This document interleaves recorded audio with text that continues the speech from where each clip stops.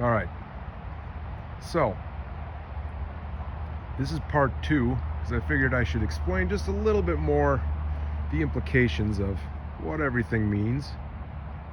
I've gone actually to a different location here in beautiful southeast Wisconsin on a January day, and I found some evidence of old beaver activity, because you know what, the beavers might be able to use this stuff too. So one of the things I like to say in light of time not existing is that we should listen to the universe. Obviously some people would say, you know, okay, that's religion or things like that, and it very well might be. I would say it's very zen, like this little running stream that sounds nice and relaxing. But you need to realize that when I mention something like listen to the universe, that means really listen to yourself and what is around you. I found this spot that I haven't been to in probably 25 years, courtesy of the deer and other animals that live in this area, because they know a lot more than I ever will. Similarly, the earth knows more about humanity than humanity will ever know about itself. Kind of mind-blowing, right? Well, yes, and it's nothing to be afraid of. What it is something to be embraced, because if you listen, chances are you'll figure it out. Now, listening to the universe isn't going to make you rich. It's not going to make you a billionaire. It's not going to make you anything fancy other than who you are right now. But the situation you're in, whatever it may be, is unique to yourself.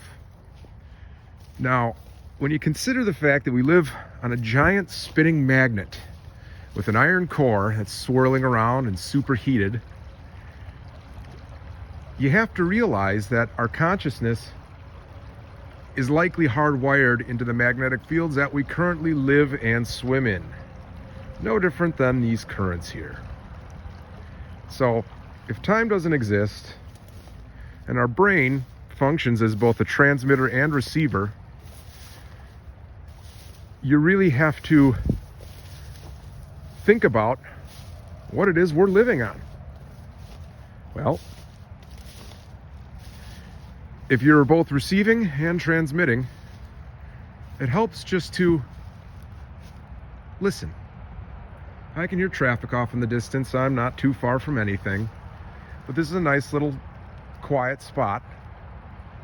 And if I wasn't sitting here talking into my phone, taking this video, I might just relax a bit and not think about whatever stresses are in my life or things that I ascribe are good and bad. I might just turn around and pay attention, because maybe those beavers still live here. Maybe a deer comes across my trail. Maybe a coyote. I don't know. But if I listen, I'll be all right. Now, when you tie this back to time, that means if you pay attention to just what is going on around you, oftentimes you can find clarity in what lies ahead. Because if time doesn't exist, what lies ahead is already here. Again, it's a far out concept. Remember the baseball or the ball. It's all happening at once. So, you know, people talk about, oh, well, can we time travel, this, that? Well, no one's been able to do it yet, and there's a lot smarter people than I that have worked on it. I would just say, listen, pay attention. You'd be surprised at how often following your instinct will lead you to what it is you're looking for. Again, won't be riches. You probably won't figure out the cure for cancer by doing this. No, that takes years of research, study, and sometimes even just the right circumstance. But what it does allow for is safety of certain situations. You know, if you see that dark alley that looks a little bit off, feels a little bit off, listen to yourself. It probably is off. Your body, courtesy of years of evolution, has figured these things out. Same with the wild animals that'll come to this stream to drink. A lot of times they're gone before I even get here. They hear my feet clopping through the marsh or through the forest and they bolt. So what can you do with the theory, at least, that time doesn't exist? I would say you can benefit yourself. Whatever it is you're looking for out of life and your situation, again, if you're like me, you're not going to sit here and say, oh, I want to be ultra rich and never work again. Well, that's probably not in the cards. But you can say, well, I want to get this out of life, and I can do it just by following my gut, keeping in mind the golden rule: be kind to others. You don't need to step on anyone's throat to get it. If you just pay attention, it's likely already there and sitting right in front of you. A lot of people would say I'm a successful individual, even if I'm a bit eccentric. And I am successful. I'm very happy with the way things turned out in my life. They're not always roses. It's not always easy. There certainly are challenges. But if you remember what I said in the first video, good and bad, they're relative. Realistically, you can't know what one is without the other. They have to exist. It's called yin and yang, is one of the more common terms for it.